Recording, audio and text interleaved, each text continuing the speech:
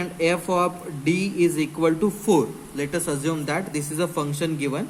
So which function given? Actually f is a function given, and f of a is equal to 1 means actually here function means, as I discussed earlier, two sets will be there. Okay, so let us assume that capital set A is given with the elements small a, b, c and d. Okay, and one more set capital B is given with the number 1, 2, 3 and 4. Okay, and f is a function from a to b here, a to b, and they have given this function in this way. Okay, and question is like find this f inverse. So how to represent f inverse? We represent like this, f raised to minus 1.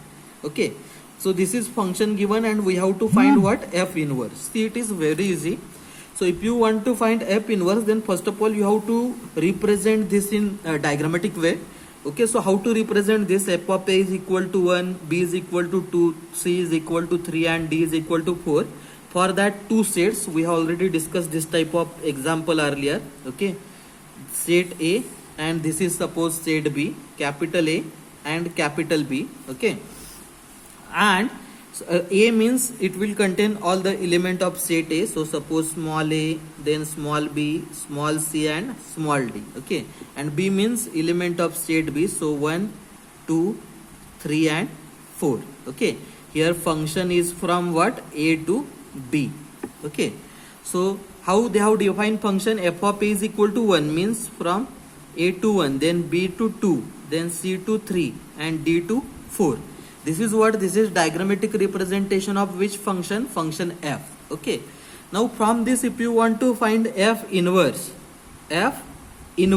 okay, if you want to find f inverse, then how to find it? See, here in this case direction is from small a to 1 because f of a is equal to 1 given. Here also f of b is equal to 2, f of c is equal to 3, f of d is equal to 4. Okay, so direction of arrow from a to 1. Okay, now if we want to find f inverse, then again we have to draw both sets. Capital A, this is suppose capital B. Okay, so capital A elements are small a, small b, small c and small d. Okay, and capital B elements are 1, 2, 3 and 4. Okay, now here we have to draw diagram for f inverse. What is diagram for f? This is diagram for f, where arrow direction is from a to small a to 1, small b to 2. So if you want to find f inverse, then you have to draw edge like this, but you have to change direction.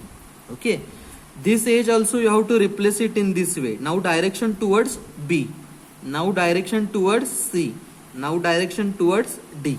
Okay, so how to represent this in function form? So if this is the case, then earlier how it was represented? F of a is equal to 1, but now it is from 1 to a. So how to represent? F of 1 is equal to a, f of 2 is equal to b. Okay, f of 3 is equal to c and f of 4 is equal to d. So actually when you change direction, then this will not become f, this will become f inverse. F inverse, everywhere we have to mention raised to minus 1, that is f inverse. So this is f inverse for this given f, for this given f. So this is how we can find inverse of given function. Okay, it's very easy for understanding. Okay, so now let us discuss next point, that is pigeonhole principle. Okay, see, pigeonhole principle is very easy to understand, but it is very powerful in its use. Okay, let us discuss theoretically this point first. See, it is easy to see that if there are n pigeons and m pigeonholes, okay, these are pigeons and pigeonholes, square brackets represent pigeonholes. Okay, if there are n pigeons and m pigeonholes where m less than n, okay, means pigeonholes, if pigeonholes are less than pigeon, then at least one pigeonhole will have more than one pigeon in it. Okay, for example, if there are 11 pigeons, so these are pigeons. Okay, if there are 11 pigeons and 10 pigeonholes, means square brackets are 10, then there will be at least one pigeonhole square bracket where more than one pigeons are present. So here see, overall pigeonholes are what? How many pigeonholes are mentioned? 10 pigeonholes. But how many pigeons are there? 11 pigeons. So at least one pigeonhole. This pigeonhole containing more than one pigeon in it. Okay. So how this theorem, how they have given statement for the theorem is, see, if n pigeons are assigned to m pigeonholes, and if m is less than n, then at least one pigeonhole contain more than one pigeons in it. So this is the example given. Okay. Now see, usually how they ask question, see how they ask question, theoretically we have to write the answer of this particular question. Okay. If 8 persons are chosen from any group, okay, you have to remember this example. So many times they have asked this example in final paper. Okay. If 8 persons are chosen from any group, show that at least 2 of them will have same birthday. Okay. Now see, there are 7 days in a week. We all know that 7 days in a week. And how these 7 days are treated as here 7 pigeonholes. 7 pigeonholes. And how many persons we have to choose? 8 persons as they have mentioned in the group. So 8 persons from the group will be treated as pigeons. Okay. So how many pigeonholes? 7 pigeonholes. Pigeonholes are nothing but, for this example, days. Days in a week. 7 days. Okay. And how many persons are there?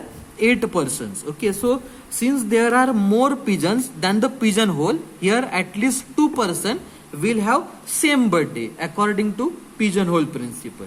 According to pigeonhole principle. In the same way, if there are 13 persons in a group, then at least 2 of them are born in the same month. Okay.